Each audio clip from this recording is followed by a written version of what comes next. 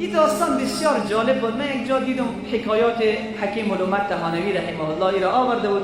میگه یک آرایشگر بود. آرایشگر کسی که مو را اصلاح میکنه. مو را اصلاح میکنه. کسی رفت به نزدش برش گفت که این موی مرا اصلاح.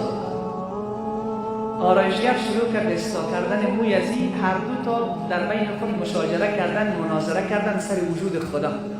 آرایشگر موی اصلاح میکرد و این کسی که موی اصلاح میکرد موی خود را با همین آرایشگر و اصلاحگر موی مشاجره و منازعه کرد سر وجود خدا. آرایشگر میگفت که من اصلا قبول ندارم خدا وجود ندارد. خدا وجود ندارد. و این برادری که مویش اصلاح میکرد گفت چرا برادر؟ چرا تو از وجود خدا انکار میکنی؟ خدا وجود دارد. گفت اگر خدا وجود دارد چرا اینقدر فقیر از بنده هایش شکمش سیر نمیکنه؟ چقدر مسلمان ها گریه میکنن به دادشان نمیرسد؟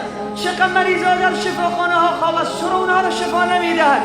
اینقدر یتیم ها قتل و قتال جنگ و جدال چرا جلوش را الله نمیگیرد؟ اگر الله وجود دارد خب پس خوابش برده نعوذ بالله کجا هست؟ بعد این اصلاحگر این کسی که موی خود را اصلاح میکرد دلیل نداشت سکوت کرد. گفت بگذار سکوت میکنی مثلا جنجال سر این نمیشه. بعد از اینکه موش تمام شد وقتی که میخواست از او جایی که اصلاح میکنه مویش پورا مردم میگن سلمانی وقتی میخواست از او سلمانی بیرون شود دید که یک انسانی که لباس مندرس کهنه موی ژولیده بدبو گندیده لباس چرکین در بدنش تمام سر و صورتش ریش و گروت و مویش گرفته. این مردک دور خورد آمد داخل همین آرایشگاه برش گفت برادر من هم به این باور هستم که هیچ سلمانه هیچ آرایشگر در دنیا وجود ندارد. این آرایشگر گفت تو چطور این کار میکنی از وجود من؟ پیشتر من مویت اصلاح نکردم؟ پیشتر من سر و صورت تو را اصلاح نکردم؟ تو میگی آرایشگر وجود ندارد. گفت اگر آرایشگر در دنیا وجود میداشت چرا او انسانی که در بیرون ژولیده مو از چرکین از سر و صورتش را مو گرفته چرا موی از او را اصلاح نکرد؟ آرایشگر گفت که تو دیوانه هستی. او کی آمد که من مویش اصلاح نکردم؟ او کی آمد که من سر و صورتش اصلاح نکردم؟ او کی به در من در زد که من سر و صورت از او را تمیز نکردم؟ یک بار مردک جوان بیدار است دیگر یک بار گفت که ما کی رفتیم به سمت خدا که خدا فقر ما را دور نکرد؟ ما کی رفتیم به سمت خدا که خدا خواسته های ما را اجابت نکرد؟ ما کی رفتیم به سمت الله که ما را پاک نکرده باشد؟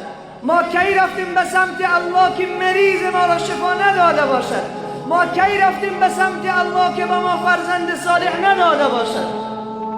ما بی‌وفا هستیم. ان الله یبسط یده باللیل لیتوب مسیء النهار. حدیث امام مسلم است. الله هر شب دست بلا کیف خود را باز می کند صدا می زند ای بنده ای که در روز گناه کرده بیا. ای جوانی که در روز گناه کرده بیا. ای دختری که در روز گناه کرده بیا. ای زنی که در روز گناه کرده بیا. ای شرابی که در روز شراب خورده بیا. کی به سمت خدا رفتی؟ و یبسط یده بالنهار لیطوب مسیء اللیل. در روز دست خود را دراز میکنه ای بنده ای که در شب تاریک گناه کرده بیا. بیا که در رحمت من باز است. باور بکنیم ما خیلی بی‌وفا هستیم. ماه مبارک رمضان آمده می آید ولی بسیار ما خوشحال نیستیم. ابروهای ما گرفته است. الله ما را بسیار دوست دارد. باور بکنیم گاهی وقت ما را با بهانه ها از طریق های مختلف میخواد دست من و تو را بگیرد ولی من و تو